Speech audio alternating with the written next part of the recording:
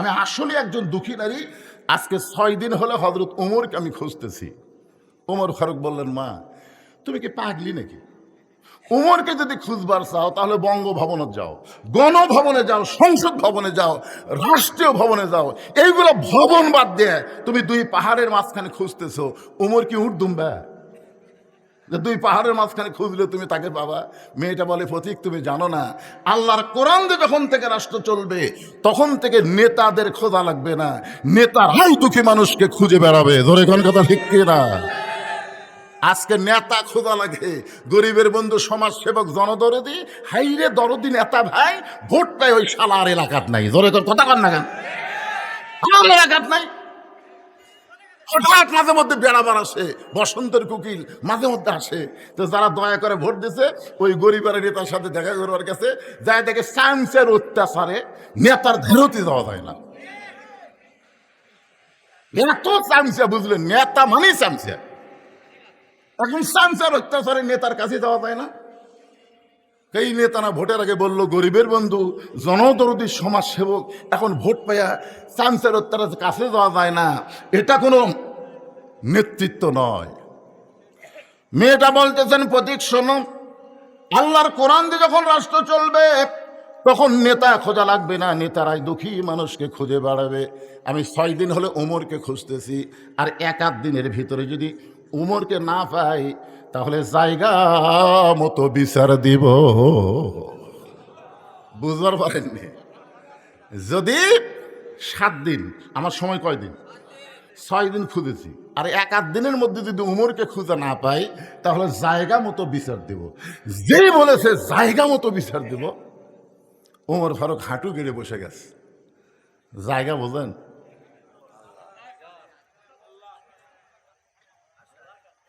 অলিমান খাফা মাকাম রাব্বিহি জান্নাতান।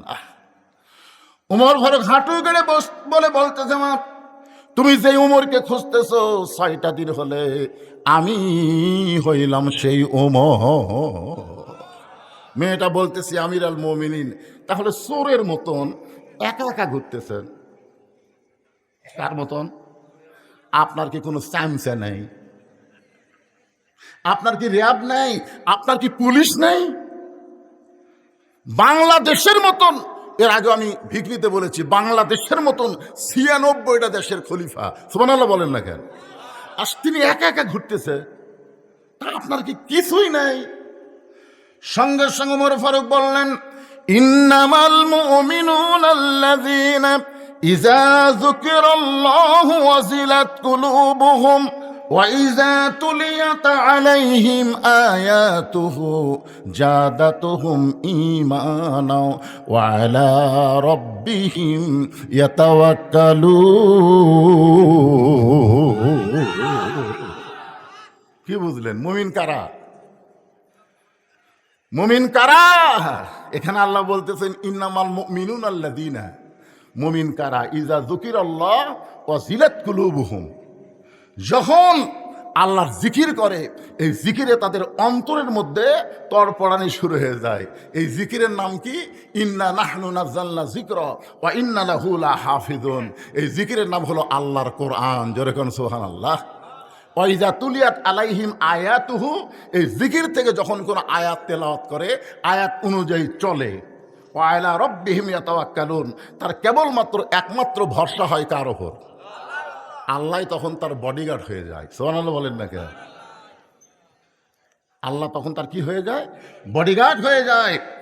রোম থেকে একজন বীর এসেছিল মদিনায়, ওমর ফারুককে হত্যা করবে, 200 লাল উট তাকে দেওয়া হবে। রোমের বাদশাহ ঘোষণা করেছে, ওমরের মাথায় না দিলেই 200 লাল উট পুরস্কার পাবি। তো রোমের বীর এখন মদিনায় এসে একজনকে জিজ্ঞাসা করতেছে, তোমাদের বাদশাহ উমর কোথায়?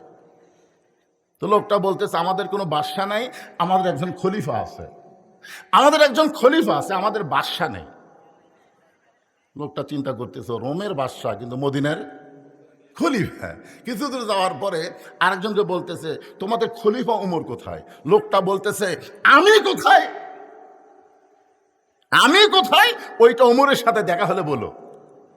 আমার ঠেকা পড়েনি উমর কোথায় খোঁজা, বরং আমি কোন জায়গাতে আছি উমর আমাকে খুঁজতেছে। ধরে গেল সুবহানাল্লাহ। রোমের বীর কয় এই মদিনা লোকজন কি পাগল টাগল নাকি?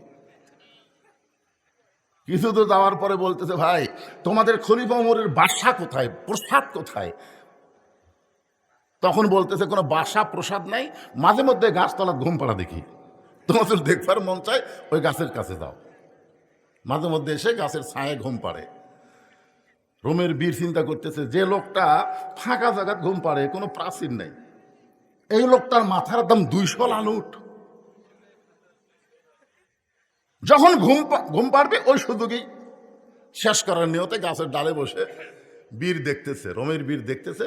ইতিমধ্যে হযরত উমর আসতেছে, কেমন যেন একেবারে ফ্যাকাশা চেহারা নিয়ে এসে মাথার পাগড়ি খুলে মাটিতে বিছাইয়ে দিলেন, ডান হাতকে বালিশ বানায়া ওই পাগড়িতে শুয়ে একটা দোয়া পড়লেন, আল্লাহুম্মা বিইসমিকা আমুতু ওয়া আহইয়া।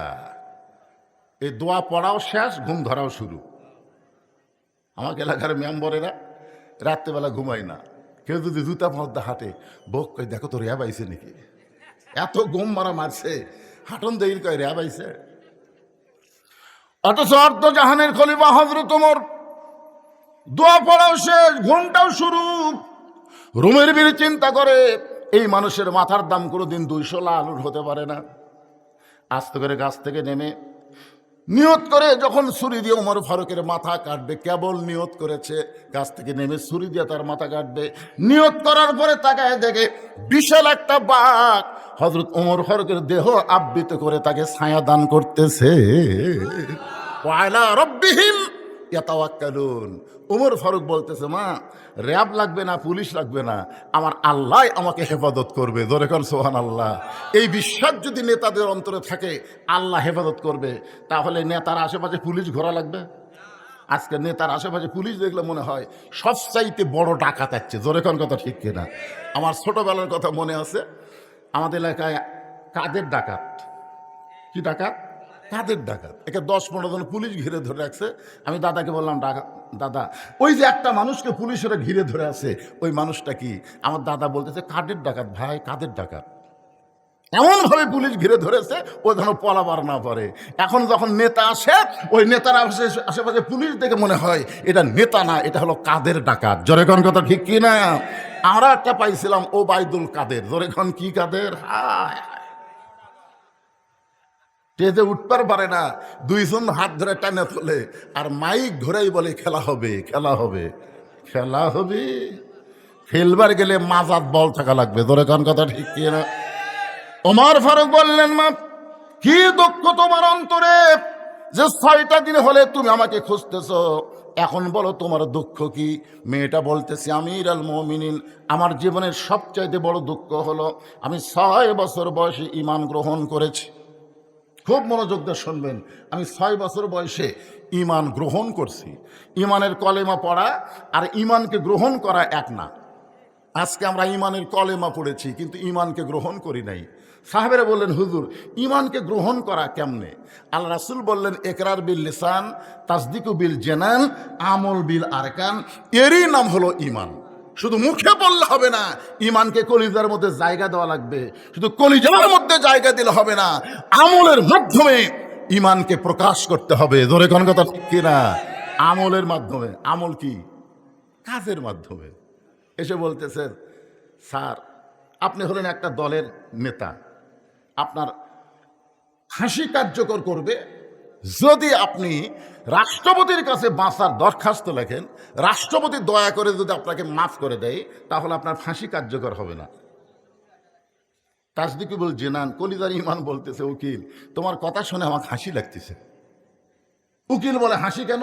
বলে, তুমি যে রাষ্ট্রপতির কাছে আমাকে দরখাস্ত লিখতে বলতেছো বাঁচার জন্য, আমি আমার জীবনে 3টা রাষ্ট্রপতিকে ক্ষমতার থাকা অবস্থায় মরা দেখছি। একটা হলো শেখ মুজিবুর রহমান, একটা হলো জিয়াউর রহমান, একটা হলো জিল্লুর রহমান। যারা ক্ষমতার থাকতে নিজেরাই মরে যায়, কোনো ইমানদার জীবন দিবে কিন্তু তাদের কাছে প্রাণ ভিক্ষা চাবে না। জোরে কোন কথা ঠিক কিনা?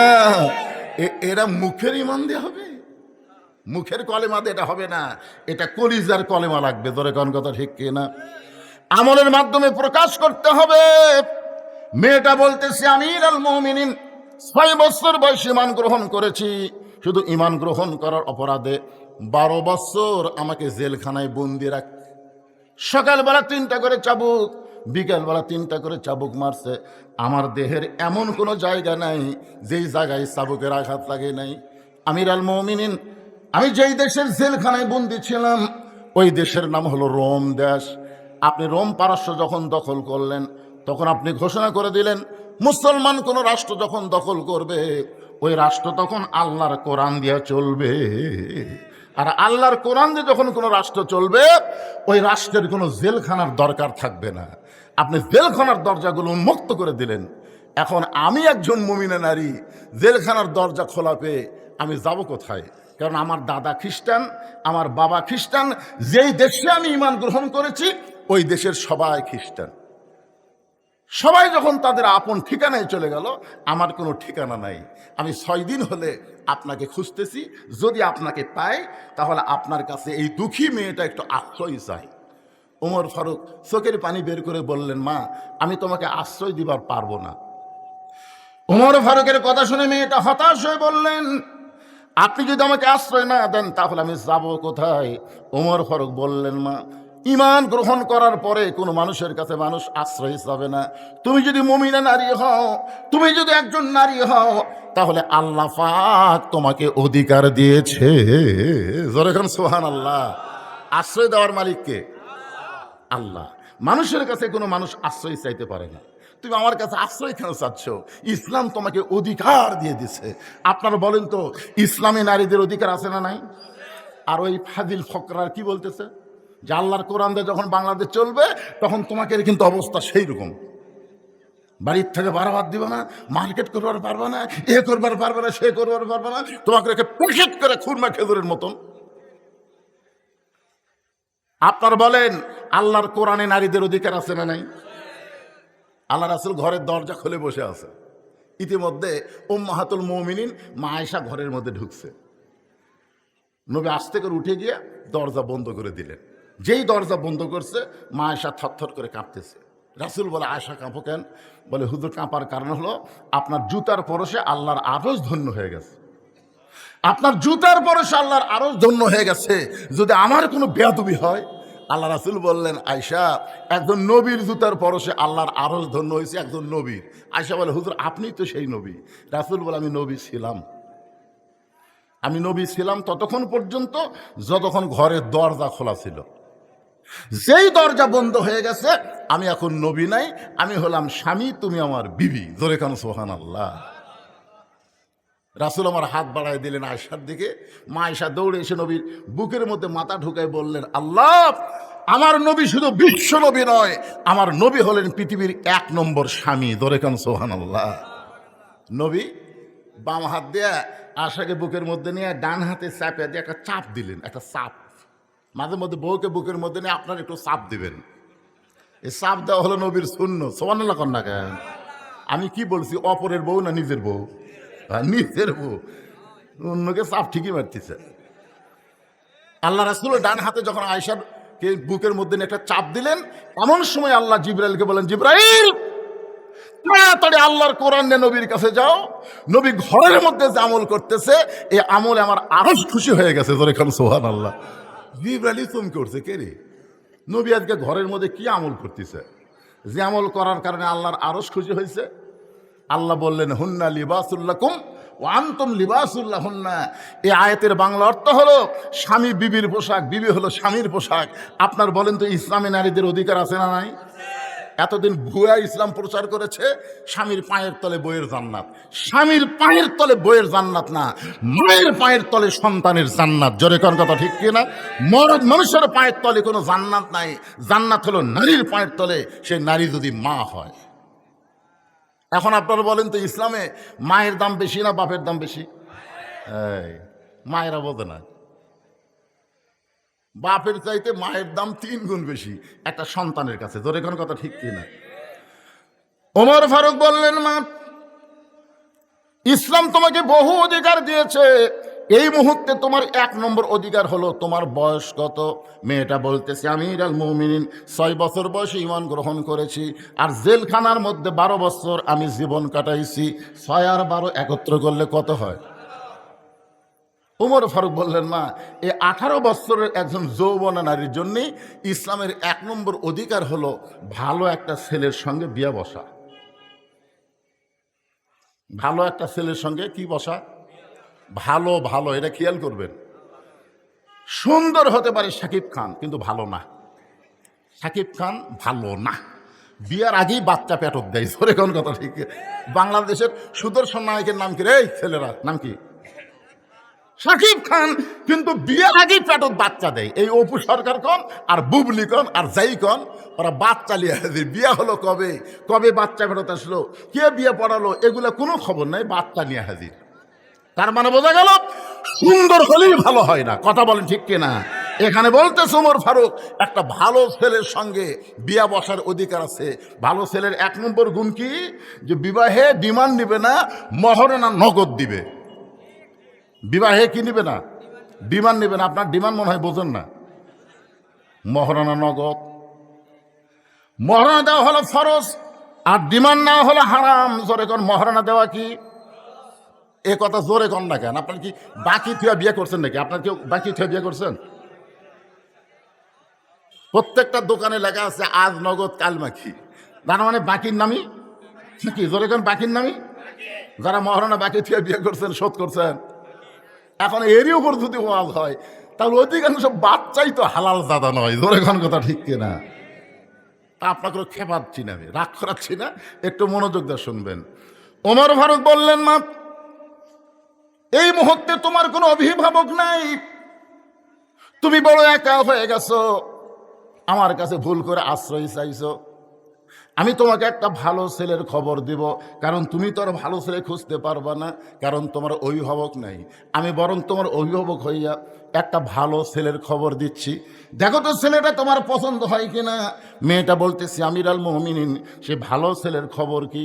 ওমর ফারুক বললেন, 30 পারা কোরআনের হাফেজ। আর সুবহানাল্লাহ বাড়ায়, এমবিবিএস ডাক্তার, ইঞ্জিনিয়ার, ব্যারিস্টার। ওরে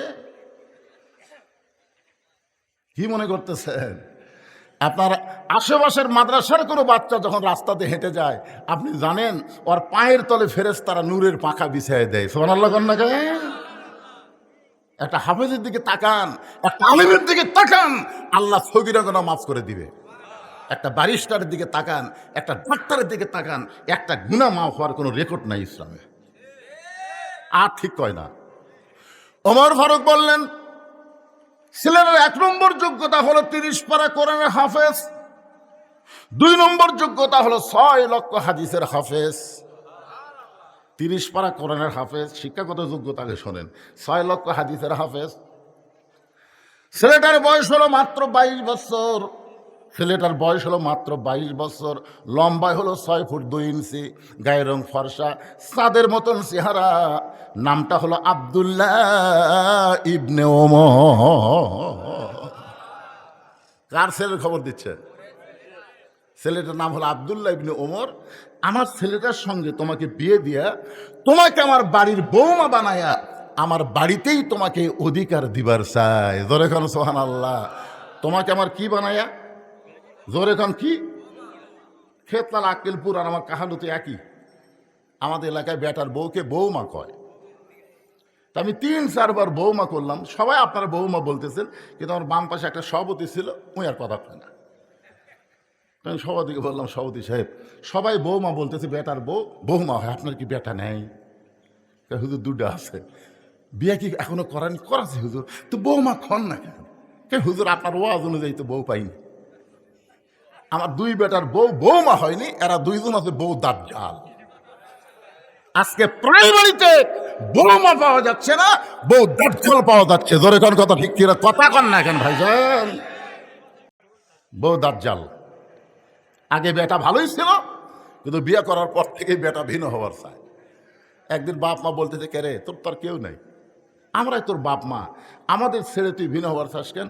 বউ সবসময় কান গরম করে দেয়, তোমাদের সঙ্গে থাকতে পারবো না, আমি ভিন্ন হয়ে গেলাম।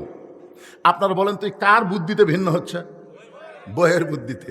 আপনারা বলেন, যে বউ বাপ মা থেকে তার স্বামীকে ভিন্ন নিয়ে যায়, ওটা কি বউ মা হয় না বউ দাজ্জাল হয়? আপনাকে ঘরে ঘরে কোনটা পাচ্ছেন? দজ্জাল বাঁচেন না মা বাঁচেন, দরকার হলে বউ দজ্জাল বাদ দিয়ে বেটাকে আর একটা বিয়ে করান, কিন্তু দজ্জাল যে বাড়িতে থাকবে এই বাড়িতে কোনো রহমত বরকত থাকবে না। ধরে কোন কথা ঠিক না? ওমর ফারুক বললেন, মা আমার আব্দুল্লাহর সঙ্গে তোমার বিয়াটা দিয়া তোমার বাড়িতে আমার বৌমা বানায়া আমার বাড়িতেই তোমাকে অধিকার দিবার চাই। মেয়েটা মুস্কি মুস্কি হাসতেছে বোরকার ভিতরে। ওমর ফারুক বলেন, মা আমার আব্দুল্লাহর সঙ্গে তোমার বিয়ে হবে, তুমি কিছুই বলতেছ না। মেয়েটা বলতেছে, আমিরুল মুমিনিন, একটা ভালো ছেলের সঙ্গে বিয়ে বসার অধিকার আমার আছে, আব্দুল্লাহর চাইতে ভালো কোনো ছেলে কি নাই? ওমর ফারুক বললেন, আমার দুই চোখে আব্দুল্লাহর চাইতে ভালো কোনো ছেলে আমার চোখত পড়ে না। মেয়েটা বলতেছে, তাহলে আমি একটা ছেলের নাম বলবো, দেখেন তো এই ছেলেটা আপনার চোখত কেমন লাগে। ওমর ফারুক চমকে উঠছে, কে? তাই 6 বছর বয়সে জেলত বন্দি হলো, 12 বছর জেলখানা থাকলো, আর সেই মেয়েটা ভালো ছেলের খবর দিবে। ওমর ফারুক বললেন, মা তাহলে বলো তোমার কাছে ভালো ছেলের খবর কি? মেয়েটা বলতেছে, বাবার নাম হলো হযরত আলী, মায়ের নাম হলো খাতুনে জান্নাত ফাতেমা, নানার নাম হলো বিশ্বনবী মুহাম্মদ রাসূলুল্লাহ, তার নাতি হলো হোসাইন। এখন বলেন আপনার আব্দুল্লাহ ভালো না হোসাইন ভালো? যেই বলতেছে এখন আপনি বলেন আপনার আব্দুল্লাহ ভালো না হোসাইন ভালো? উমর ফারুক বললেন, মা সাইদুস শাবাবে আহলিল জান্নাহ হাসান হোসেন রাদিয়াল্লাহু তাআলা আনহুমা কালা রাসূলুল্লাহ, আল্লাহর নবী বলেছেন জান্নাতি যুবকদের সর্দার হবে 2 জন, একটা হলো হাসান আর একটা হলো হোসাইন। তাহলে যারা যুবক, এই যুবক যারা কোরআনের মাহফিল করতেছ, তোমরা কি হাসান হোসেনের জীবনী জানো? অথচ এই হাসান হোসেন হবে জান্নাতি যুবকদের সর্দার। তোমরা যদি জান্নাতে যাবার চাও, হাসান হোসেন সম্পর্কে জানার দরকার আছে না নাই? দরকার আছে না নাই? খালি কোরআনের মাহফিল করতেছ, কি জন্য হাসান, কি জন্য হোসাইন? আল্লাহ কেন বললেন লিয়াবলুয়াকুম আইয়ুকুম আহসান আহসানু আমালা? কেন বললেন? সঙ্গে ওমর ফারুক বললেন, মা তুমি যে হোসেনের কথা বলতেছো, আমার আব্দুল্লাহর চাইতে 1000 গুণ ভালো। মেয়েটা বলতেছে, তাহলে আপনার আব্দুল্লাহর চাইতে 1000 গুণ ভালো যদি হোসাইন হয়, সেই হোসাইন থাকতে আমি অন্য কোন আব্দুল্লাহর সঙ্গে বিয়ে বসবো না। আপনি যখন বলেছেন ভালোর সঙ্গে বিয়ে বসার অধিকার আছে, তো ভালো থাকতে এটা কেন? ওমর ফারুক মেয়েটাকে নিরাপদ আশ্রয় দিলেন। পরন্তু বিকালবেলা হযরত আলীর দরজায় গিয়ে সালাম দিলেন, আসসালামু আলাইকুম ইয়া আহলাল বাইত। কোন বাড়ির দরজা দিয়ে সালাম দেওয়া কার সুন্নত? জোরে বলেন, কার সুন্নত? এটা কি ভোটের আগে না ভোটের পরেও? কি অল টাইম? All time. আমাদের এক নেতা গাড়ি চড়ে আসতেছে, আমার দেখার জিনিস তো, আমি অনেক কিছু যেটা দেখি সেটা ওয়াজ মধ্যে বলি। নেতা ড্রাইভারকে বলতেছে গাড়ি থামা। ড্রাইভার বলতেছে, স্যার কি জন্যে? বলো ওই যে মানুষ আসতেছে। ড্রাইভার বলতেছে, না স্যার ওরা তো ফকির। ভোটের আগে পাগলা, ফকিরও স্যার হামতে। গাড়ি যেই ব্রেক করছে, নেতা গাড়ির থেকে নামা সালাম দিচ্ছে, আসসালামু আলাইকুম। ফকির খালি চারিদিকে তাকায়। নেতা বলতেছে, কি দেখেন? বলে আমি দেখতেছি কাক সালাম দিলেন। আপনাকে দিলাম, ভিক্ষা করে খায়। ভোটের আগে ফকিরও যা হামতে। এখন এমন কতগুলো নেতা দেখা যাবে খালি সালাম, খালি সালাম। ধরে কর কথা ঠিক না? এই সালাম শুধু ভোটের আগে দিলে হবে না, সব সময়। এমনকি বাড়ির দরজার যদি কোনো মানুষ নাও থাকে, তাও সালাম দেওয়া নবীর সুন্নাত। এমনকি কবরে কোনো জীবিত মানুষ নাই, তারপরেও কবরের ধারে যাওয়া হলো সালাম দেওয়া নবীর সুন্নাত। জোরে কর সুবহানাল্লাহ। আসসালামু আলাইকুম ইয়া আহলাল কুবুর। এই কবরবাসী যারা, তাদের উপর আল্লাহ রহমত বর্ষিত হোক। জোরে কর সুবহানাল্লাহ। তাহলে জীবিত মানুষকেও সালাম দেওয়া যাবে। যদি দরজায় কোনো মানুষ না থাকে, তারপরেও বাড়িকে লক্ষ্য করে সালাম দেওয়া যাবে। কোনো মানুষ যদি জীবিত না থাকে, কবরস্থানেও সালাম দেওয়া যাবে। হযরত ওমর আলীর দরজায় গিয়ে সালাম দিয়ে বললেন, আম্মা সাইলা ফালা তানহার। হযরত আলী চমকে গেলেন, কারণ সালাম শুনি বুঝতে পারছে এটা উমর ফারুকের সালাম। কিন্তু এরপরে যে আয়াতটা পড়ল, বুঝতে পারছেন, আম্মা সাইলা ফালা তানহার। হযরত আলী দরজা খুলে বলতেছে, আমির আল মুমিনিন, আল্লাহ রহমত আপনার উপর বর্ষিত হোক, কবে থেকে ভিক্ষা শুরু করলেন? আপনি ফকিরের আয়াত কেন তেলাওয়াত করলেন? ওমর ফারুক বলে, আলী, আজকে আমার জীবনের সবচাইতে বড় বিপদ। তো বড় বিপদ হলে ইন্না লিল্লাহ পড়া লাগবে, ধরে কোন কথা ঠিক কিনা? ইন্না লিল্লাহি ওয়া ইন্না ইলাইহি রাজিউন। আপনি ফকিরের আয়াত কেন বললেন? ওমর বলতেছে, আলী, জীবনে কোনোদিন ঘটকালি করি নাই, আজকে প্রথম ঘটক হয়ে তোমার দরজায় তোমার হোসেনের ব্যাপারে আমি ওমর একটু ঘটকালি করবার চাই। আলী বললেন, আলহামদুলিল্লাহ, আপনার মতন মহান ব্যক্তি যদি ঘটক হয় তাহলে পাত্রী অবশ্যই ভালো হবে। আপনার বলেন তো, ঘটক যদি ভালো হয় পাত্রী খারাপ হবে? এ বাবা মুরব্বী, কি কি হয়েছে বাবা? হ্যাঁ হ্যাঁ, এইরকম বয়সের লোক ধরে ধরে নিয়ে যাও বাবা, ধরে নিয়ে যাও, অসুবিধা নাই তো, বয়স বেশি। আপনারা বলেন তো, সব বয়সে ওয়াজ শোনা লাগবে? এই জোরে কারণ সব বয়সীকে ওয়াজ শোনা লাগবে? ওনাকে আল্লাহ পেনশন দিয়ে দিছে, আল্লাহ দিয়ে দিছে। সরকারি চাকরি যারা করে বুড়া বয়সে তাদের চাকরি করা লাগে না, বসে থেকে বেতন দেয়। জোরে কারণ কথা ঠিক কি না? সরকারি চাকরি বোঝেন আপনারা? বোঝেন, কিন্তু সরকারি বয়স বোঝেন না। আমি যুবকদের মাহফিল, যুবকদেরকে লক্ষ্য করে বলতেছি, একটু মনোযোগ দিয়ে শোনেন। হযরত আলী বলতেছেন, আপনার মতন মহান ব্যক্তি যদি হোসেনের ঘটক হয় তাহলে পাত্রী অবশ্যই ভালো হবে। ওমর ফারুক বললেন, 1 নম্বর গুণ হলো 6 বছর বয়সে ঈমান গ্রহণ করছে। পাত্রীর 2 নম্বর গুণ হলো 12 বছর ঈমানের পরীক্ষা দিয়েছে। সকালবেলা 3টা করে চাবুক, বিকালবেলা 3টা করে চাবুক মারছে, এরপরেও মেয়েটা ঈমান হারা হয় নাই। ওমর ফারুক বললেন, পাত্রীর 3 নম্বর গুণ হলো, আমার হাদিসের হাফেজ, কোরআনের হাফেজ আব্দুল্লাহর সঙ্গে বিয়ে দিবার চাইলাম, কিন্তু মেয়েটা আমার আব্দুল্লাহকে অ্যালাউ করে নাই। আলী, তোমার হোসেনকে বড় পছন্দ করে, এখন বলো এমন মেয়েটাকে তোমার বেটার বউ করা যায়? আলী বলতেছে, আমির আল মুমিনিন, আমি মনে মনে মনে মনে এমন একটা মেয়ে খুঁজতেছিলাম। মনে মনে বেটার বউ খোঁজা যাবে, কিন্তু দেখে দেখে খোঁজা জায়েজ নাই। এখন কতগুলো বাপ খালি দেখে বেড়াচ্ছে। এ পর্যন্ত 19টা দেখছে, আমাকে হুজুর 19টা দেখলাম, পছন্দ হয়নি। আমি বললাম, আবার বিয়ে করবেন? না হুজুর, নিজের জন্য নয় তো, বেটার জন্য। তো বেটা বিয়ে করবে, আপনি দেখে বেড়াচ্ছেন? কিভাবে দেখেন? লায়া ছেড়ে হাত ধরে কয়, মা দেখি তো তোমার হাতটা, দেখি মা, দেখি তোমার চুল দেখি মা। এই হাত আর চুল দেখবার যায় যায় ওই লুচ্চা হয়ে গেছে, ওই আরো দেখবি। ধরে কোন কথা ঠিক কিনে? লালে ফেরা শালা লুচ্চা হয়ে গেছে। বিয়ার আগে বেটার জন্যও যা, বাপের জন্যও তাই। সব মনোযোগ দেবেন, বিয়ার আগে ছেলের জন্য যা, বাবার জন্যও তাই। একটু মনোযোগ দিয়ে শুনবেন। আলী বলতেছে, এমন একটা মেয়ে আমি মনে মনে খুঁজতেছিলাম। ওমর ফারুক বলেন, আলী, তুমি যে মেয়েকে খুঁজতেছিলা সেই মেয়ের খোঁজ যখন আমি দিলাম, এখন বলো কি? বলে, আমার পক্ষ থেকে আমি 100 ভাগ রাজি। বিয়া দিবে কার সাথে? এ কথা কন না কেন? ঘটকালি কার সাথে হচ্ছে? 100 ভাগ রাজিকে ওমর ফারুক বুকের মধ্যে নিয়ে বলতেছেন, আল্লাহুম্মা জিদ মুহাব্বাতান লিল্লাহি ওয়া লিরাসূলিহি। ওমর ফারুক আলী যখন কোলাকুলি করতেছে, এমন সময় হোসেন ঘর থেকে বের হয়ে বলতেছে, আসসালামু আলাইকুম। 2 মুরব্বী, আপনার 2জন যেভাবে কোলাকুলি করতেছেন মনে হয় বিয়ে আপনারাই করবেন। ওমর ফারুক বলে, হোসেন, আমরা 2জন তোমার মুরব্বী, তুমি কি মুরব্বী মানো না? হোসেন বলতেছে, আপনার 2জন আমার মুরব্বী আমি জানি, কিন্তু আসল মুরব্বী হিসাবে আমি শুধু একজনকেই মানি। দুনিয়াতে যতই মুরব্বী হোক, কোন মুরব্বী মানা যাবে না, একমাত্র মুরব্বী হলো মুহাম্মদ রাসূলুল্লাহ। ধরে বলেন কথা ঠিক কিনা? আজকে তাবলীগেরা 2 মুরব্বী ধরছে, থেকে 2 দল হয়ে গেছে। এক মুরব্বী, আতিউল্লাহ ওয়া আতিউর রাসূল। এরপরে বলা হয়েছে উলিল আমরি মিনকুম, এখানে তো বলা হয়নি আতিউ উলিল আমরি মিনকুম, এখানে আল্লাহ বলে নাই। কুল, হে রাসূল, আপনি বলেন, ইন কুনতুম তুহিব্বুন আল্লাহ ফাত্তাবিউনি, কেউ যদি আমি আল্লাহকে ভালোবাসতে চাই, আমার গোলাম হতে চাই, তাহলে তার একটাই মাত্র আমল, ফাত্তাবিউনি, আপনাকে গ্রহণ করতে হবে।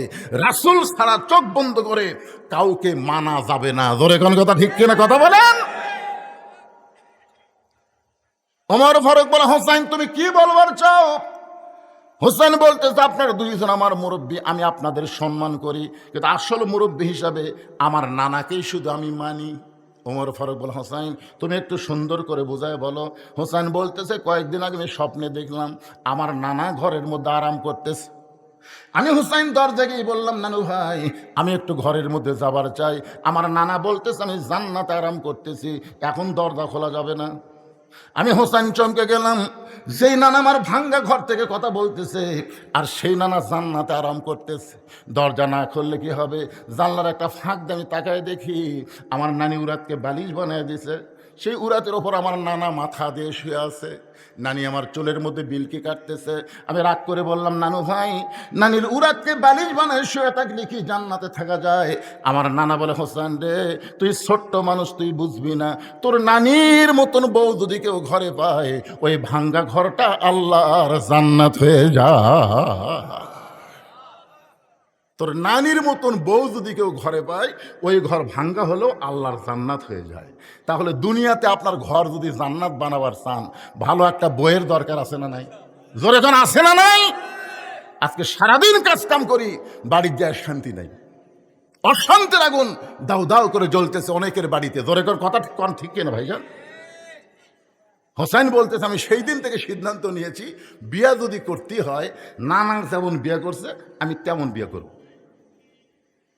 কারণ বাবা আপনি আমার বড় ভাইকে বিয়ে করাছেন, আপনি তার খবর জানেন। তালি বলতেছে কি হয়েছে? বলে আমি কিছুদিন হলে দেখতেছি বড় ভাই হাসান গোপনে গোপনে কান্দে। আমি তার কান্না ধরে একদিন বললাম, ভাই কি জন্য কান্দেন? তো বলা যাবে না, তুই ছোট মানুষ, তো বলা যাবে না। আমি জোর করে বললাম, বড় ভাই কি জন্য কান্দেন? আমার ভাই বলল, তোর ভাবি ভালো না, তোর ভাবি ভালো না। হাসান দাদালের বইয়ের নাম হলো জায়েদা। জোরে বলেন নাম কি?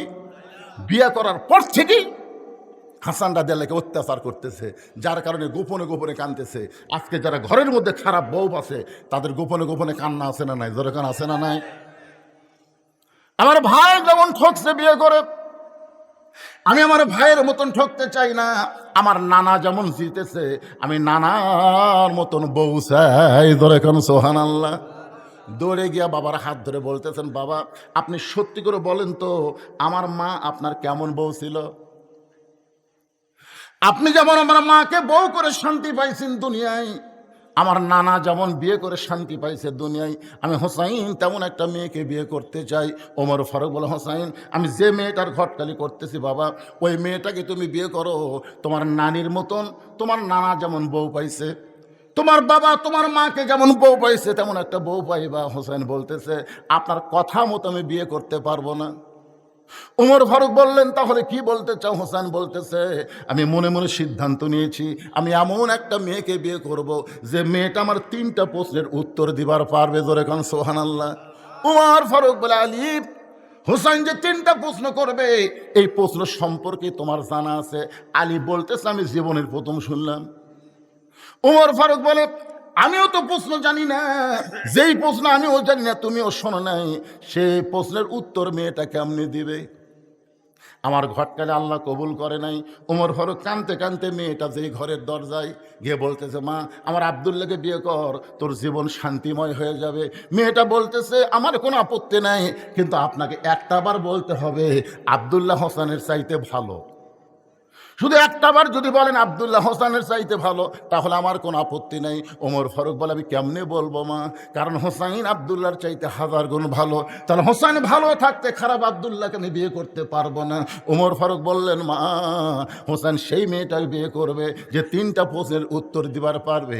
এখন তুমি বলো, তুমি কি 3টার উত্তর দিবার পারবা? যেই প্রশ্ন আমি ওমর কোনোদিন শুনি নাই, যেই প্রশ্ন তার বাবা কোনোদিন জানে না, তাহলে তুমি কেমনে উত্তর দিবা? মেয়েটা বলতে, আমির আল মুমিনিন হোসেন কি 3টা প্রশ্ন করবে আমি জানি না, তবে আমার ঈমান বলতেছে আমি না পারলেও আমার আল্লাহ পারাবে। বর্তমানে গোটা বাংলাদেশ ওয়াজ করে, যেইটুকু বুঝতে পারতেছি আমার ঈমান বলতেছে আগামীতে আল্লাহর কোরআন বাংলাদেশের সংসদে দেখা যাবে। ঈমান ঈমান ঈমান।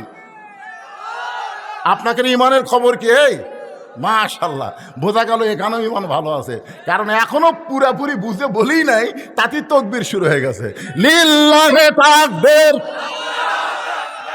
কি বুঝতেছেন? সেই জেলায় আগামীকাল আর এক জেলায়। আমি গতকাল ওয়াজ করছি নওগাঁ জেলার শেষ প্রান্তে রাজশাহী শুরু, তার আগে দিন ওয়াজ করছি দিনাজপুরের নবাবগঞ্জ। এক এক দিন এক এক রাতে এক এক জেলায় ওয়াজ করতেছি, প্রতিটা জায়গায় গিয়ে দেখতেছি মনে হয় ইমানের একটা ভাব চলে এসেছে। আর এই বাংলাদেশ থাকবে না, আগামীতে আল্লাহর কোরআন বাংলাদেশ হয়ে যাবে। ধরে গান কথা ঠিক কিনা? মেয়েটা বলতেছে আমির আল মুমিনিন হোসেন কি 3টা প্রশ্ন করবে আমি জানি না, তবে আমার ইমান বলতেছে আমি না পারলেও আমার আল্লাহ পারাবে। হাসিনা যেইভাবে আমাদেরকে কবজা করেছিল, অনেক মুরব্বীকে আমি জিজ্ঞাসা করছিলাম খবর কি, বলে আমার জীবনে হাসিনার পতন দেখতে পাবো না, এমনভাবে দুর্বল হয়ে গিয়েছিল ইমান। কিন্তু আবু সাইদ যখন রংপুরে প্রথম জীবন দিল, তখন থেকেই বাংলা মানুষের ইমানের পাওয়ার বেড়ে গেল। ধরে কোন কথা ঠিক না? মানুষ মরলে ইমান বাড়ে, এইটা বাংলাদেশের আবু সাইদ শুরু করে দিয়েছে। এটা যদি ভিডিও না থাকতো তাহলে কিন্তু ইমান বাড়তো না। ভিডিও মার মার, হায় রে, 2 হাত বাড়ায় বলতেছে মারো। তখন পুলিশ মনে করছে এক একটা গুলি করলে উই দৌড় মারবি, গুলি করছে উই আরো এক ধাপ সামনে আছে, মার। আবার গুলি করছে, আর এক ধাপ সামনে আসে, গুলি খায়, ও মারে বাবারে, কোনো শব্দ নাই। 3য় গুলি যেই করছে তখন একজন বন্ধু এসে দৌড়ে এসে ধরছে, ও তখন টলে পড়ছে।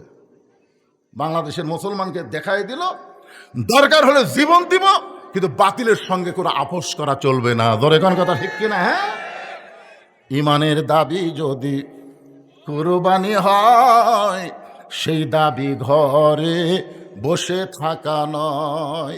ইমানের দাবি হলো কিছু বিনিময়, সেই বিনিময় যদি কলিজার ঘাম হয়, সেই ঘাম দিতে যেন তৈরি থাকি।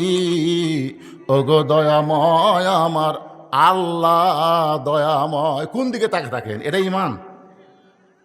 বক্তা ওয়াজ করতেছে, কোন দিকে তাকে আছেন? ইমানের দাবি হলো অগ্নি শিখা, বাতিলের বিরুদ্ধে জ্বলতে শিখা, সে আগুনে জ্বলে জ্বলে দিব ইমানের পরিচয়।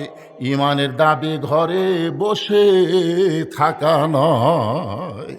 মেয়েটা বলতেছে আমির আল মুমিনিন হোসেন কি 3টা প্রশ্ন করবে আমি জানি না, কিন্তু আমার ভেতরের ইমান বলতেছে আমি না পারলেও কে পারাবে।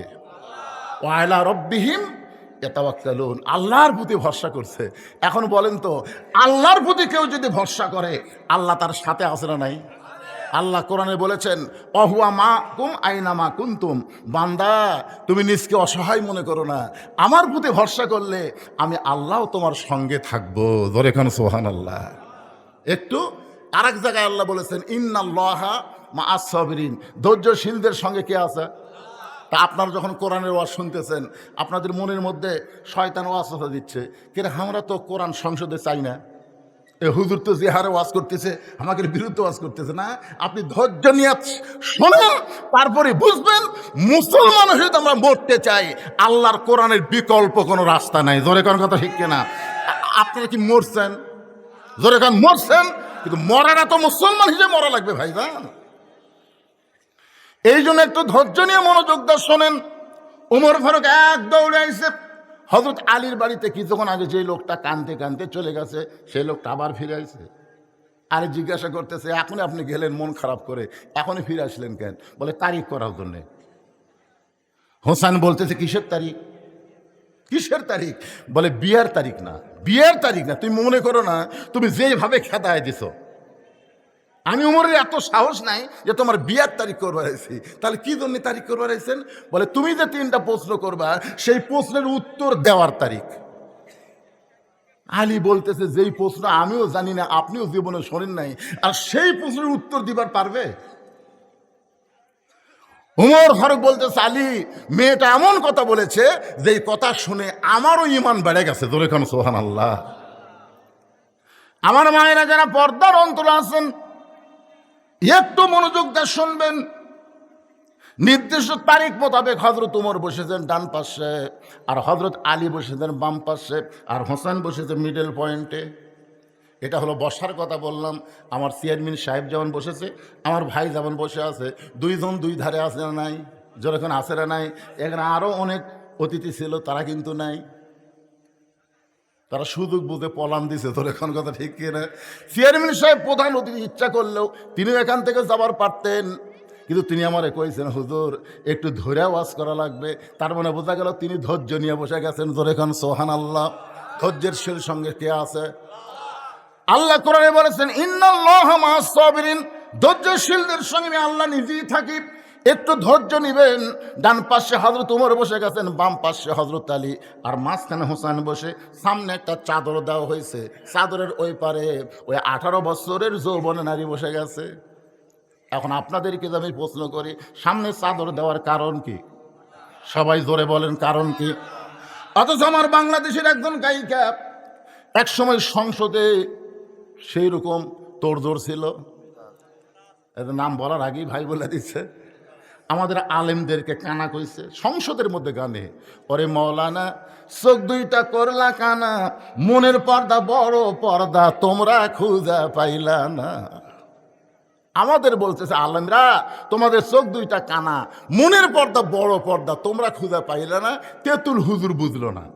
আহমদ শফি রহমতুল্লাহ আলাইকে এই 2 টাকার গায়িকা মমতাজ তেতুল হুজুর বানাচ্ছে। ধরে এখন কি হুজুর? আপনারা বলেন তো, আহমদ শফির আপনারা চেনেন? যে বাংলাদেশে লক্ষ লক্ষ আলিমদের ওস্তাদ, আর সেই আহমদ শফি রহমতুল্লাহ আলাইকে মমতাজ সংসদের মধ্যে তেতুল হুজুর কইছে। একটা মুসলমানের বাচ্চা বাধা দেয়নি। ধরে কোন কথা ঠিক কথা বলেন? আচ্ছা, রাস্তার উপর যে শালারা চিল্লাই, এরা কি মানুষের বাচ্চা?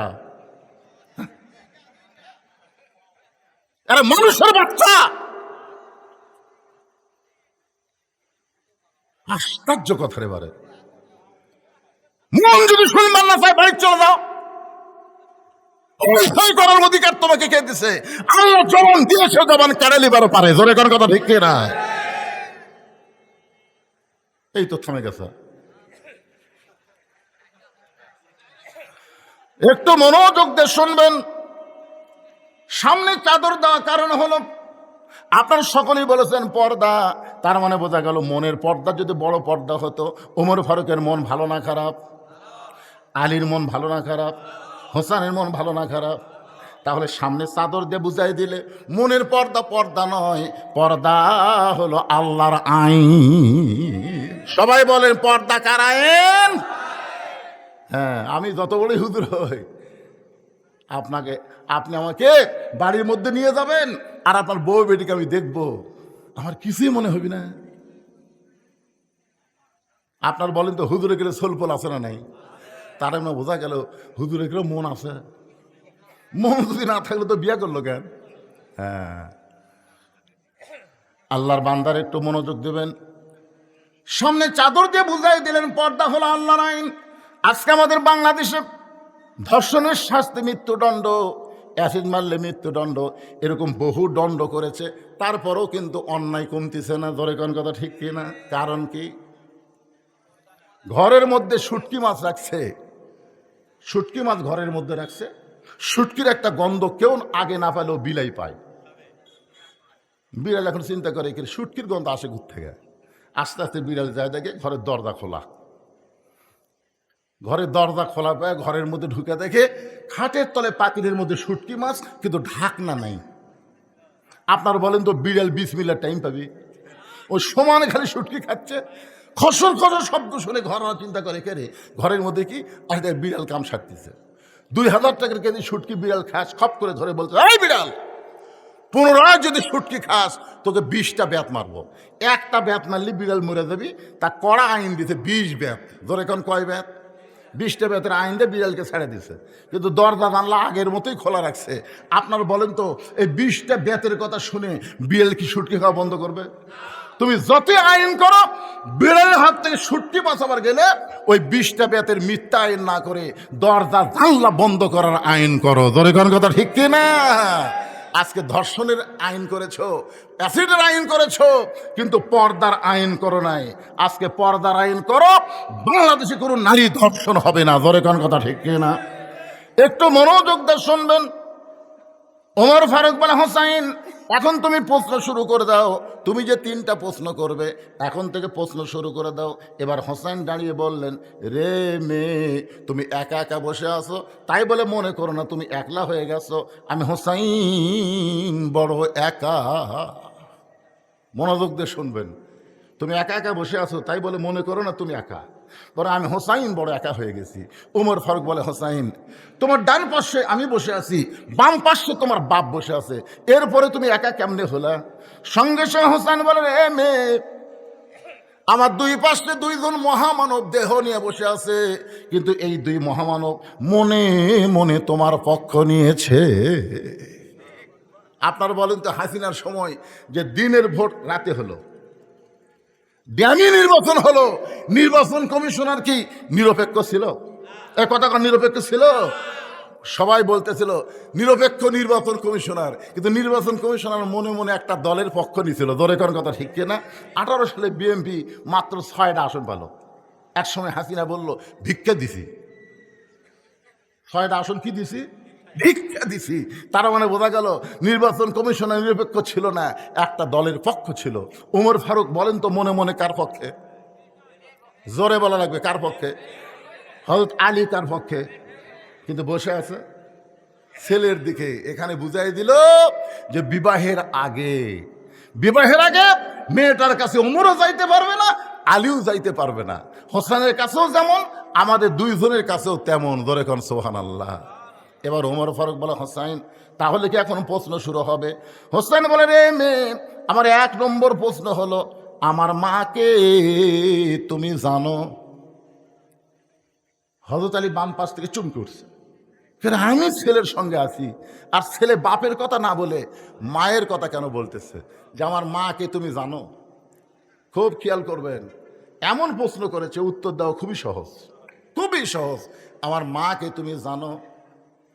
আমি কোন মায়ের সন্তান? ফাতেমা সম্পর্কে আমাদের সবার জানা আছে না নাই? জোরে করে আছে না নাই? সেই কারণেই হোসেন বলতেছে, আমার মাকে তুমি জানো? আমি কোন মায়ের সন্তান? সঙ্গে সঙ্গে পর্দার ওপার থেকে মেয়েটা বলে, হোসাইন, আমি আপনার মাকে চিনি। প্রশ্ন করেছে জানো, সঙ্গে সঙ্গে মেয়েটা বলতেছে আমি আপনার মাকে চিনি। এই উত্তর শুনে ওমর ফারুক জিব্বাত কামড় দিয়েছে। হযরত আলীর চোখ দিয়ে দর দর করে পানি পড়তেছে। ওমর ফারুক জিব্বাত কামড় দেওয়ার কারণ হলো প্রথম প্রশ্নে আউট হয়ে গেল। 3টার উত্তর দিবি, একটাতেই তো আউট। প্রশ্ন করলো আমার মাকে জানো, আর উত্তর দিল আমি চিনি। আলীর চোখ দিয়ে পানি পড়ার কারণ হলো আমি হোসেনের মাকে ঠিক মতো চিনবার পারিনি, আমি নিজেই পারিনি। এত বছর সংসার করার পরেও আমি হোসেনের মাকে পুরোপুরি চিনতে পারিনি। চোখটা দর দর করে পানি পড়তেছে, আর মেয়েটা বলতেছে, হোসেন, আমি আপনার মাকে চিনি।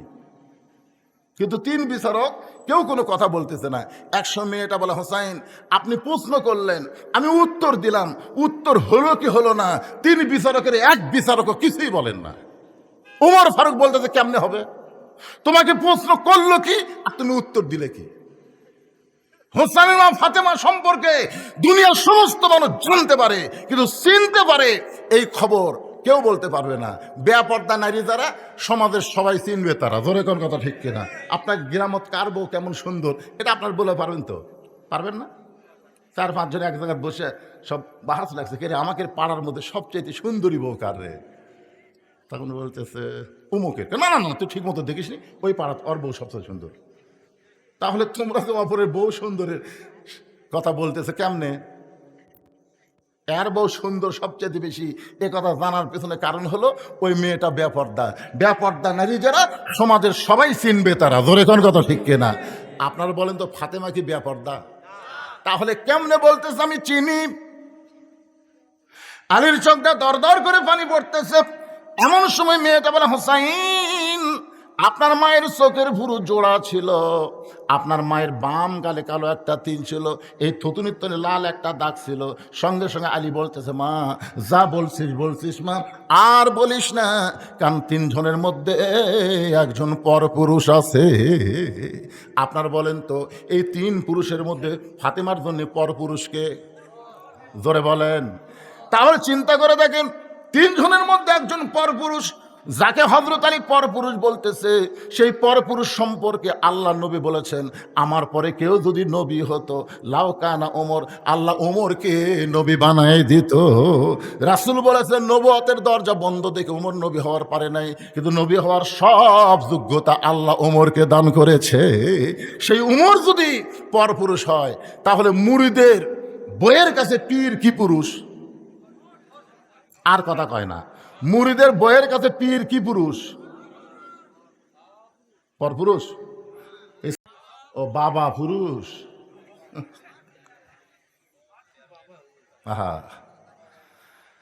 আমি এর আগেও আপনাদের বলেছি, হয়তো মনে নাই। তিনটা জিনিস খেয়াল করবেন, বড় ডাক্তারের বউ কোনোদিন সিজার লাগে না। বড় ডাক্তার যারা, তারা বউকে সিজার করে না। কারণ কি জানেন? সিজার করলে বাচ্চারও ক্ষতি, মায়েরও ক্ষতি। এই জন্য ডাক্তারের বউয়ের সিজার লাগে না। 2 নম্বর হলো মৌলানার বাড়িতে মিলাদ হয় না। দেখবেন খেয়াল করে, মৌলবীদের বাড়ি মিলাদ হয় না। ওরা পরের বাড়িতে পড়ায়, কিন্তু নিজের বাড়িতে হয় না। আর 3 নম্বর হলো পীরের বউ কোনোদিন মুরিদ হয় না। খেয়াল করে দেখবেন, পীরের বউ জানে আমার পীর মাঝে মধ্যে মুরিদের বউয়ের দিকে চোখ মারে, এই লুচ্চার হাতে মুরিদ হবো না। ঠিক আছে? মাশাআল্লাহ। তাহলে 3টা মুখস্থ রাখবেন। 1 নম্বর হলো ডাক্তারের বউয়ের সিজার লাগে না, 2 নম্বর হলো মৌলবীর বাড়িতে মিলাদ লাগে না, আর 3 নম্বর হলো পীরের বউ মুরিদ হয় না। যেই পীরেরা নারীদেরকে মুরিদ দেয়, বুঝবেন এরা ভণ্ড। জোরে কোন এরা কি? এরাই ভণ্ড। হ্যাঁ, আল্লাহর বান্দার একটু খেয়াল করবেন। আলী বলতেছেন, মা চোখের ভুরু জোড়া, এটা আমি বলতে পারি, কারণ হোসেনের মা আমার বউ। এই কারণে প্রত্যেকটা স্বামী বলতে পারে তার বইয়ের ভুরু কেমন। জোরে কোন ঠিক কিনা? আমি বলতে পারবো। রাসূল বলেছেন, স্বামীরা যদি স্ত্রীর 2 চোখের মাঝখানে, এই যে ভুরু দেখতেছেন, এই 2 চোখের মাঝখানে যদি একটা চুমা খায় ভুরুর উপরে, আল্লাহ তাআলা খুশি হয়ে তাদের আমল নামায় একটা নফল হজের সওয়াব দিয়া দেয়। এইদিকে তাকান, কোন জায়গা? এই 2 ভুরুর মাঝখানে এই চুমা দেওয়ার নফল হজের সওয়াবের কথা কইছি। মেয়েদের কাছে এক স্লিপ পাইছে, হুজুর আপনি তো মস্ত বড় ক্যাসাল করলেন। আমার স্বামী যে বিড়ি খাওয়া খায়, ওই ঘরের মধ্যে ঢুকলেই মনে হয় ভোকরা পানা ঢুকছে। এই জায়গা চুমা খাবার গেলে তো আমার পেট খারাপ হয়ে যাবে। শোনেন, যারা বিড়ি খায়, এই যারা বিড়ি খায়, এরা যে ঘরত থাকে, সে ঘরে সবকিছু গন্ধ না?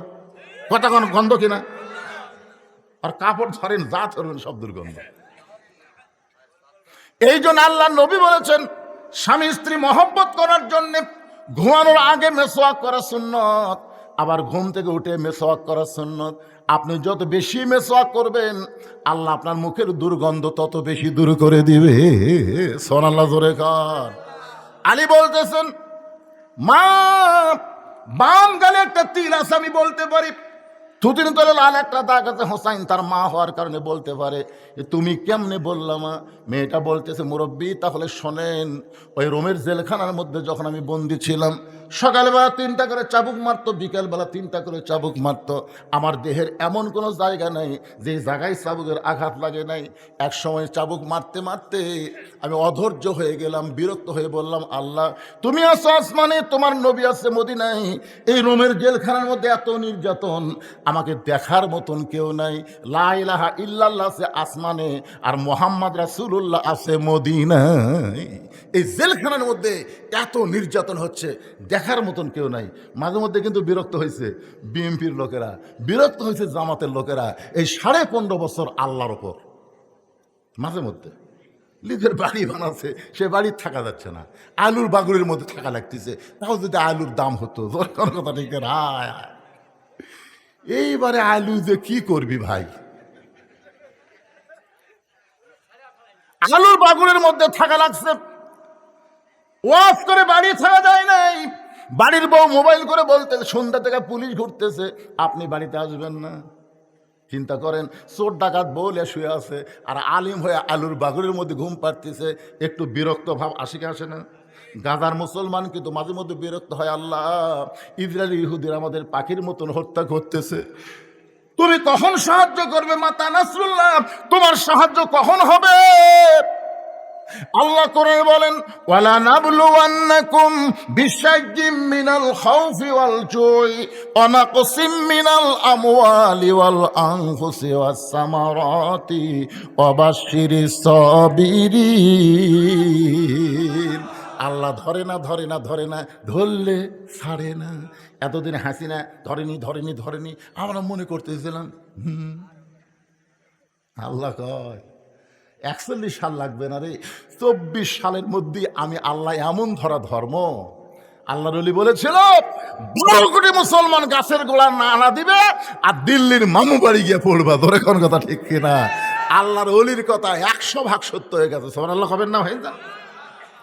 একটু মনোযোগ দিয়ে শুনবেন।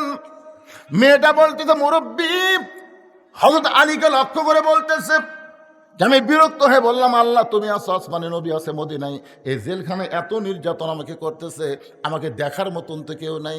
এ কথা বলে কাঁদতে কাঁদতে যখন ঘুমায় গেছি, ওই ঘুমের ঘরে আমি স্বপ্নে দেখতে পাই আমার শিওরের পাশে নূরের একটা পুতুলি বসে কাঁদতেছে। আমি বললাম, কে গো আপনি? জান্নাতের হুরি না বেহেশতের পরি? আমার মাথায় হাত দিয়ে বলে, মা আমি জান্নাতের হুরিও না বেহেশতের পরিও না, আমি হলাম জগৎ বিখ্যাত মা ফাতেমা। আমি তখন ওই ঘুমের অবস্থায় স্বপ্নে তার চেহারার দিকে তাকালাম, কিছুই দেখতে পাইলাম না। যতটুকু দেখতে পাইলাম ভুরু দুইটা জোড়া, বাম গালে কালো একটা তিল, থুতুনির তলে লাল একটা দাগ দেখেছি, এর বাহিরে আর কিছুই দেখতে পাই নাই। সঙ্গে সঙ্গে হোসেন বলে, রে মেয়ে, 1 নম্বর প্রশ্নের উত্তর যেমন আশা করেছিলাম তার চাইতে 100 গুণ তুমি সুন্দর উত্তর দিয়েছ। লিল্লাহি তাকবীর। ওমর ফারুক বলতেছে, আমার ঘটকালে আল্লাহ কবুল করছে।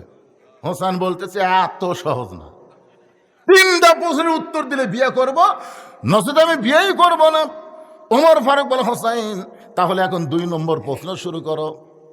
ইযা আসাবাতুহুম মুসিবাতুন ক্বালু, সকলে পড়েন, ইন্না লিল্লাহি ওয়া ইন্না ইলাইহি রাজিউন। আয়াতকে সামনে নিয়ে আলোচনা করতেছি ভাইজান। যখন বিপদ আপদ মুসিবত তোমাদের সামনে আসবে, আল্লাহ দোয়া শিখে দিয়েছেন, বেশি বেশি তোমরা ইন্না লিল্লাহর আমল করবে। ইন্না লিল্লাহর আমল হলো, এ দুনিয়াতে থাকা যাবে না, যতই বড় বড় বাড়ি তৈরি করো এখানে থাকার কোনো সুযোগ নাই, আমাদের সবাইকেই যাওয়া লাগবে। ধরে কোন ঠিক কিনা? কোন বনেরই পাখি তুমি আইলারে কোন বনে, আবার কোন বনেতে যাইতে হবে পড়ছে নাকি মনে। হোসাইন বলে, রে মেয়ে, আমার 2 নম্বর প্রশ্ন হলো, 6 বছর বয়সে তুমি ইমানটা কেমনে পাইলা? কারণ তোমার দাদা খ্রিস্টান, তোমার বাবা খ্রিস্টান, যেই দেশের জেলখানায় বন্দি ছিলা ওই দেশের সবাই খ্রিস্টান, তাহলে খ্রিস্টানদের মধ্যে 6 বছর বয়সে তুমি ইমানটা কেমনে পাইলা? এটাই হলো আমার 2 নম্বর প্রশ্ন। উমর ফারুক চমকে উঠছে, যেই প্রশ্ন আমি উমর করার কথা মেয়েটাকে, সেই প্রশ্ন আমি উমর করতে পারি নাই। প্রশ্ন করেছে কে? জোরে এখন প্রশ্ন করেছে কে? 6 বছর বয়সে তুমি ইমানটা কেমনে পাইলাম? সঙ্গে সঙ্গে মেয়েটা বলে, হুসাইন 6 বছর বয়সে ইমান কেমনে পাইলাম যখন শুনতে চান তাহলে শোনেন। আমি দুনিয়ার সাধারণ কোনো ঘরে জন্মগ্রহণ করি নাই, আমার দাদা হলো রোম সম্রাট কাইসার। আমি দুনিয়ার সাধারণ কোনো ঘরে জন্মগ্রহণ করি নাই, আমার দাদা হলো রোম সম্রাট কাইসার। যেই বলেছে রোম সম্রাট কাইসার, ওর চমকে উঠছে, ও রে বাবা রে। মেয়েটা বলতেছে, 6 বছর বয়সে আমি যখন অন্দরমহলে ছিলাম, আমার দাদা আমার ঘরে গিয়ে বলতেছে, নাতনি আজকে রোমের রাজ দরবারে খেলা হবে, তুই কি খেলা দেখতে যাবি? আপনারা বলেন তো, ছোটো ছোটো বাচ্চারা খেলা পছন্দ কম করে না বেশি করে? এই জন্য ছোটো ছোটো বাচ্চাদের হাতে মোবাইল দেবেন না। আপনাদের অনুরোধ করতেছি, এই ছোটো ছোটো বাচ্চাদের হাতে মোবাইল যদি দেন, এই মোবাইল ছাড়া ভাত খাবি না। হ্যাঁ, মোবাইল ছাড়া ভাত খাবি না, মোবাইল ছাড়া আর কান্না বন্ধ হবে না। তাই আপনাদের অনুরোধ করি, ছোট ছোট বাচ্চারা যদি একবার মোবাইলের গেম বুঝতে পারে তাহলে আর আপনি ওকে মানুষই করতে পারবেন না। ধরে কোন কথা ঠিক করে কথা বলেন? হ্যাঁ, ছোট ছোট বাচ্চারা খেলা পছন্দ করে। এই জন্য আমার দাদা যখন একটু বললো আজকে রোমের রাজদরবারের খেলা হবে, তুই কি খেলা দেখতে যাবি? আমার দাদা বিকাল বেলায় খেলা দেখার কথা বলে আমাকে রাজ দরবারে নিয়ে আসলো। আমি 6 বছর বয়সে ইমানটা কেমনে পাইলাম একটু আপনারাও মনোযোগ দিয়ে শোনেন। আমি দাদার সিংহাসনের পাশে ছোট্ট একটা চেয়ারে বসে বললাম, বসার পরেই বললাম, দাদা খেলা দেখার কথা বলে আপনি নিয়ে আসলেন, খেলাটা কোন জায়গায়? আমার দাদা বলে, ওই যে তাকায় দেখ। মেয়েটা বলে, হোসাইন আমি লক্ষ্য করে দিকে একটা মানুষের কালো কাপড় দিয়ে চোখ দুইটা বাঁধা, শুধু কালো কাপড় দিয়ে চোখ বাঁধে নাই, তার হাত দুইটা রশি দিয়ে বাঁধা, তার পা দুইটা লোহার শেকল দিয়ে আটকানো হয়েছে। আমি তখন বললাম, দাদা ভাই একটা মানুষকে আমি দেখতে পাই, যেই মানুষের চোখ বেঁধেছেন, হাত বেঁধেছেন, পা শেকল দিয়ে আটকায় রাখছেন, একটা মানুষ দেখে আপনি কি খেলা দেখাবার চান? আমার দাদা মুসকি মুসকি হাসার বলে, নাতনি রে তুই ছোট্ট মানুষ, তুই বুঝিস না, ওটা মানুষ না রে, ওইটা মানুষ না। আমি বললাম, মানুষ যদি না হয় তাহলে ওইটা কি? আমার দাদা বলতেছে, ওইটা হইল মুসলমান। তার মানে কি বুঝতেছেন? এই ভারতের ইসকন হিন্দুদের কাছে বাংলার মুসলমান মুসলমান না, খ্রিস্টানদের কাছে মুসলমান মানুষ না, ইহুদিদের কাছে, ইসরায়েলের কাছে ফিলিস্তিন মুসলমানকে এরা মানুষ মনে করে না। জোরে কোন কথা ঠিক কি না? কিয়ামত পর্যন্ত ইহুদি খ্রিস্টান হিন্দুরা আমাদেরকে মানুষ মনে করবেন। বিধর্মীরা কোনোদিন মুসলমানকে মানুষ মনে করে না, মনে করে এরা আলাদা জাত। অথচ আল্লাহ কোরআনে বলেছেন, অমাইয়াবতাগি গয়রাল ইসলামা দীনান ফালা ইউকবালা মিনহু। আল্লাহু আকবার। আচ্ছা, এই যুব মাহফিলের কমিটি নাই? আচ্ছা শোনেন, এই কমিটি নাই, তো তাহলে এরা কি করতেছে?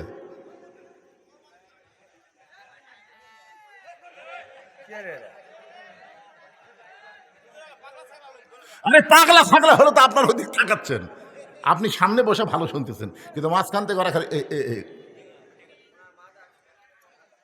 মাথার সমস্যা তো ওনার রে ভাই। কিন্তু আপনার যদি আমার কথাগুলো এই সময় এসে ব্যাখ্যাল হন, কঠিন কথা হচ্ছে যে ওইটা মানুষ না, ওইটা মুসলমান। কি বুঝতেছেন?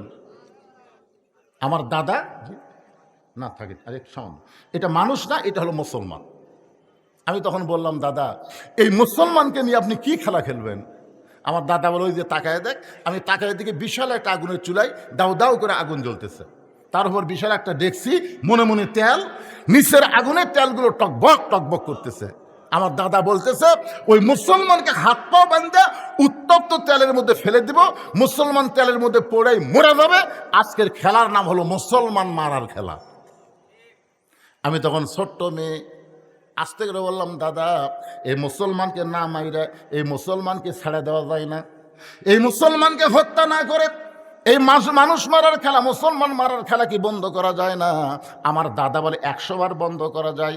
ওই মানুষটা যদি একটা বারের জন্য বলে আল্লাহ রাসূল মানি না, ওই মুসলমান খালি একটা বারের জন্য বলবে আল্লাহ রাসূল মানি না, তাহলে চোখের বাঁধন খুলে দিব, হাতের বাঁধন খুলে দিব, পায়ের শিকল খুলে দিব।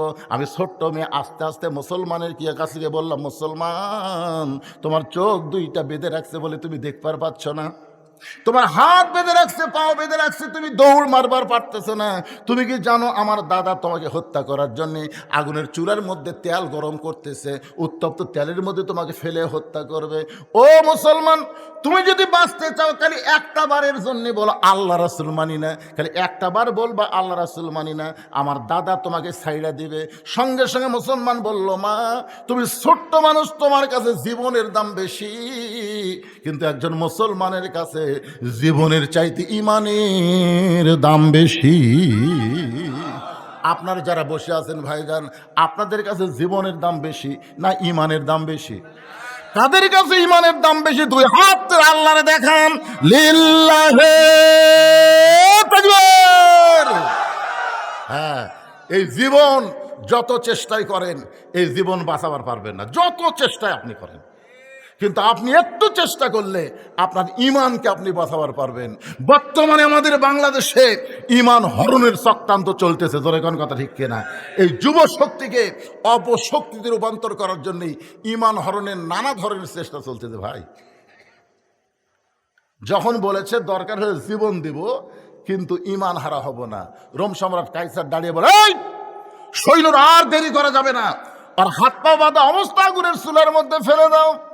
মেয়েটা বলতো, হোসাইন যখন আমার দাদা হুকুম করলো হাত পা বাঁধা অবস্থায় উত্তপ্ত তেলের মধ্যে ফেলে দাও।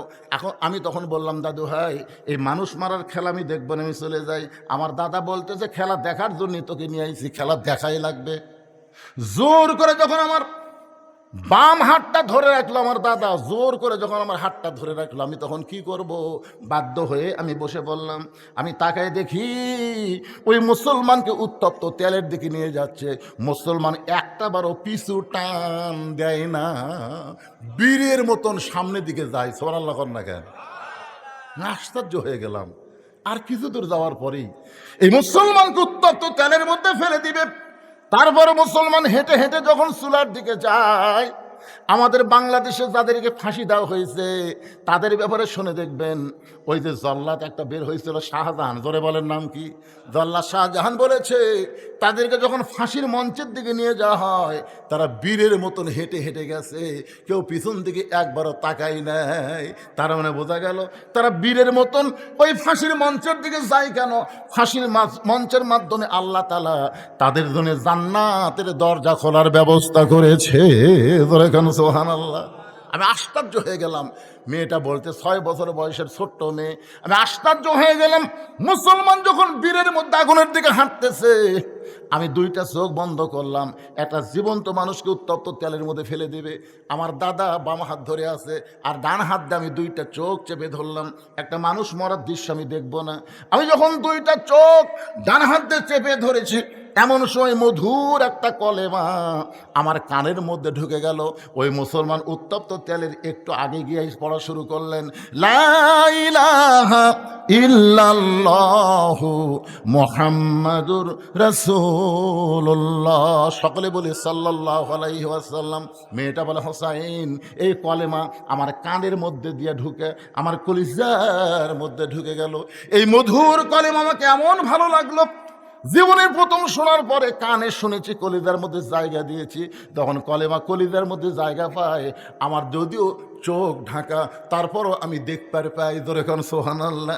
ডান হাত দিয়ে চোখ ঢাকার পর আমি দেখতে পাই ওই মুসলমানের দেহটা উত্তপ্ত চুলার মধ্যে ফেলে দিচ্ছে, কিন্তু দেহের মধ্যে যে পাখিটা উত্তপ্ত তেলের মধ্যে পড়ার আগে ওই পাখিটা কে যেন সযত্নে ধরে সবুজ রঙের একটা বাগানে উড়াল দেয়।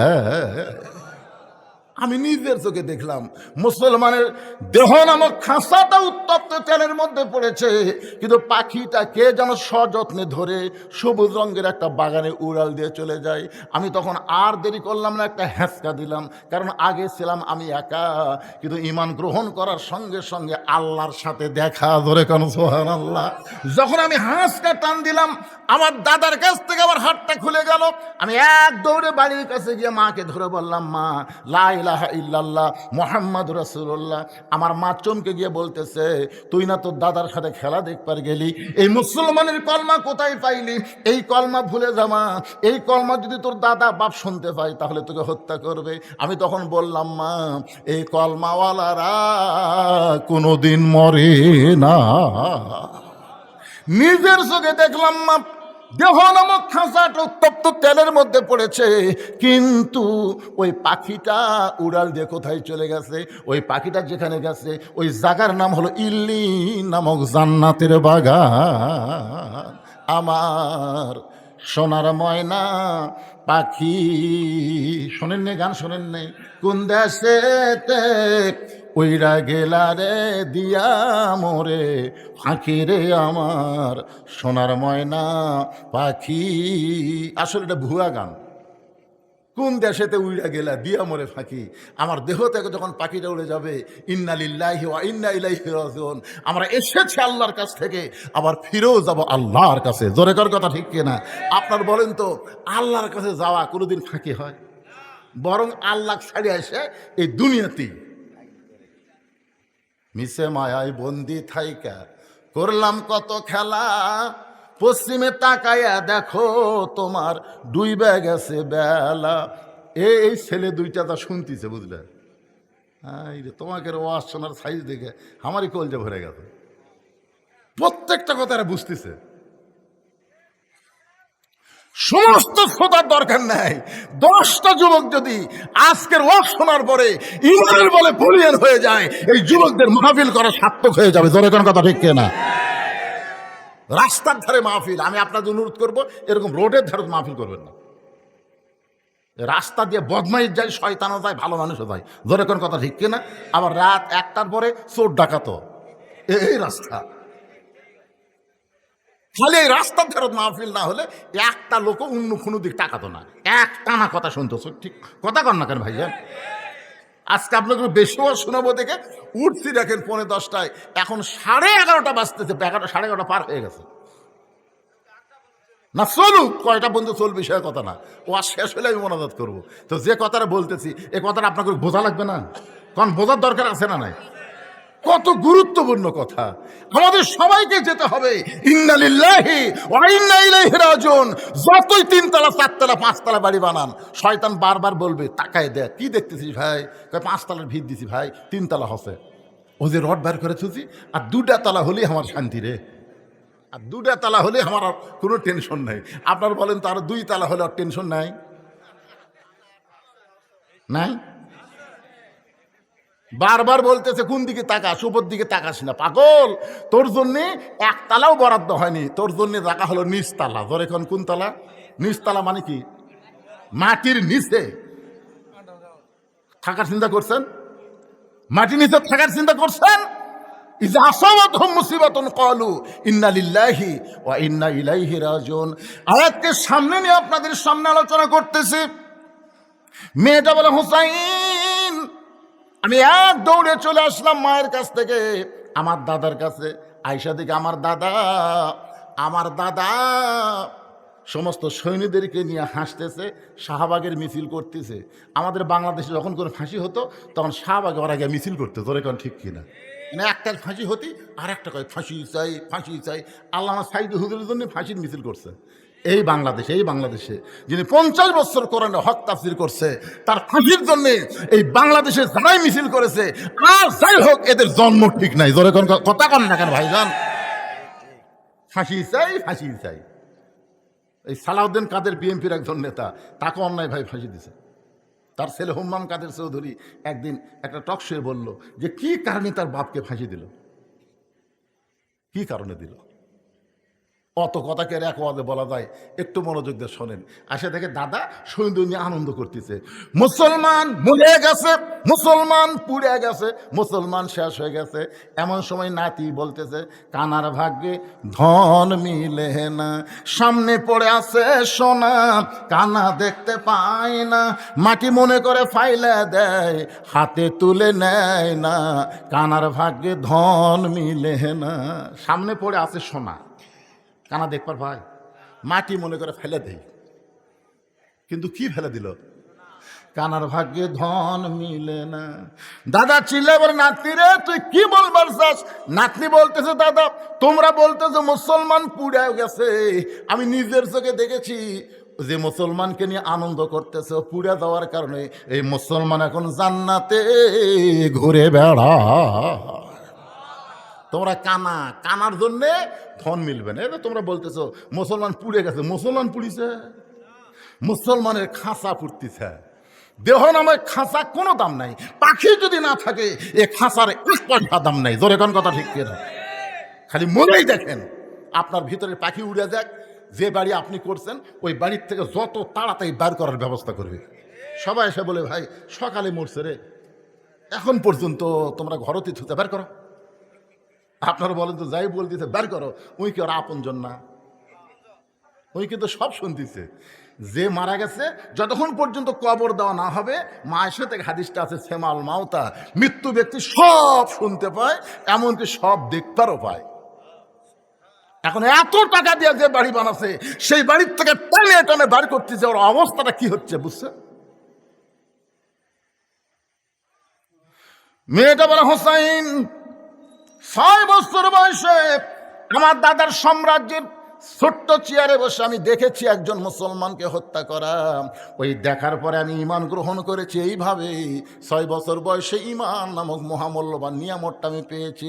সঙ্গে সঙ্গে হোসেন বলে রে মেয়ে, 2 নম্বর প্রশ্নের উত্তর যেমন আশা করেছিলাম তার চাইতে 1000 গুণ তুমি সুন্দর দিয়েছ।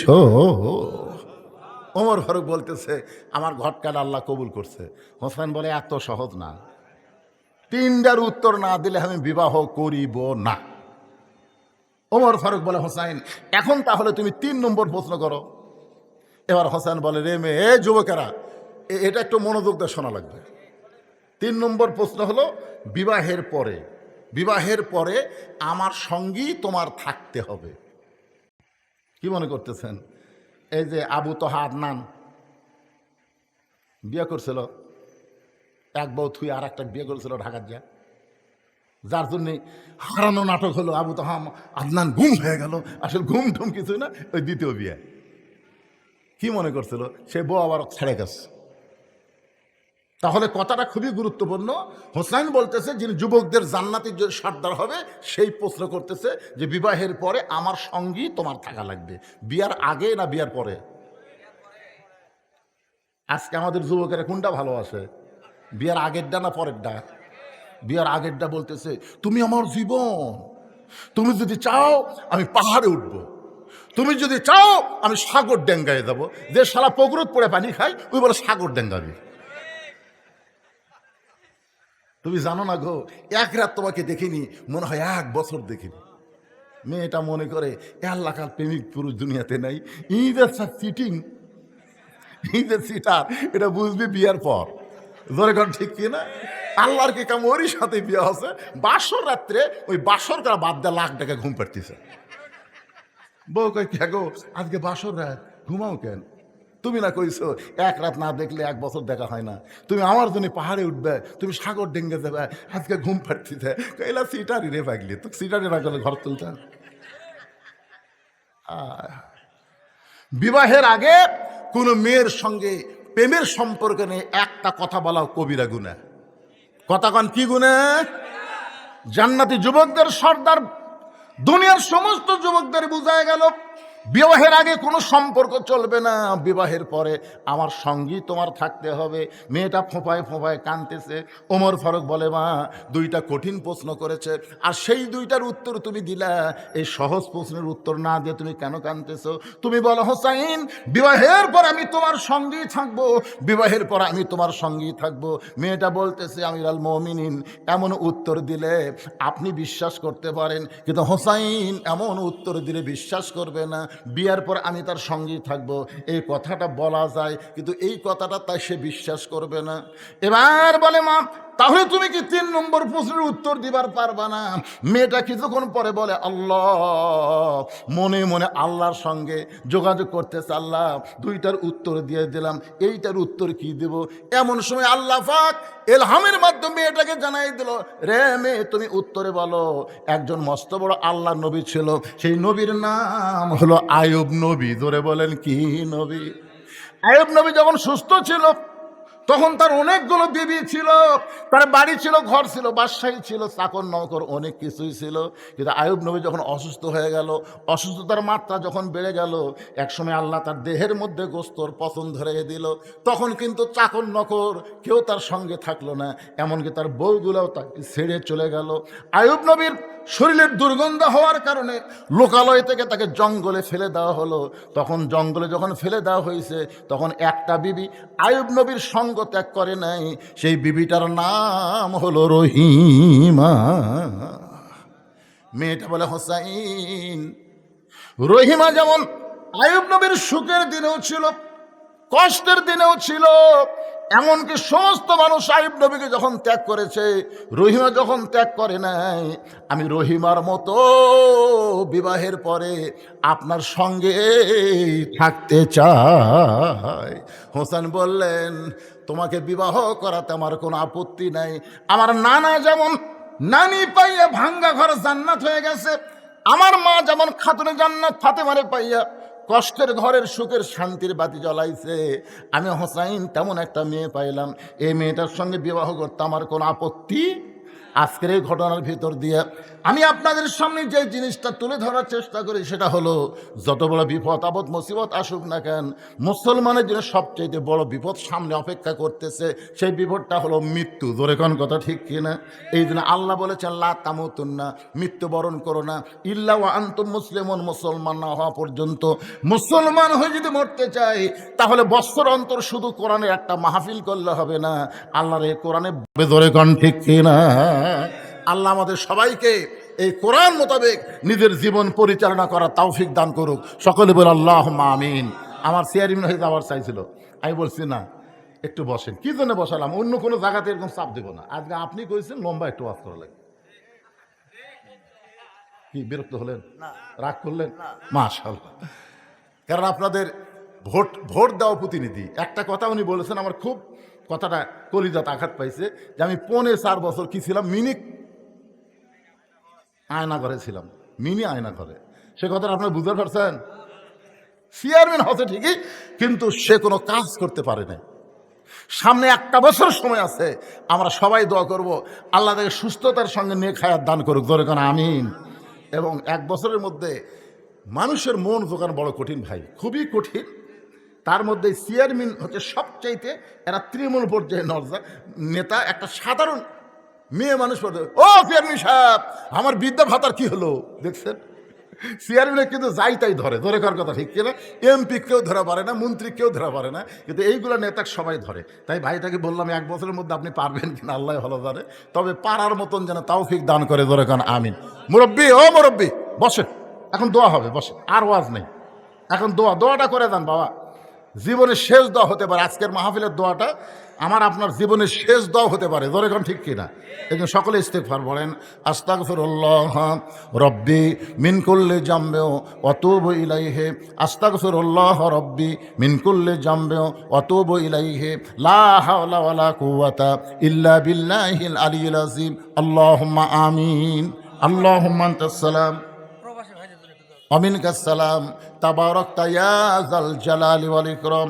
আয় আল্লাহ তাআলা, তোমার যে যুবকেরা আজকে জান্নাতের বাগান লাগাইছে আল্লাহ, এই যুবকদের মধ্যে অনেকে প্রবাসে আছে, সেখান থেকে মাহফিলের খরচ বাবদ তারা অনেক টাকা দিয়েছে।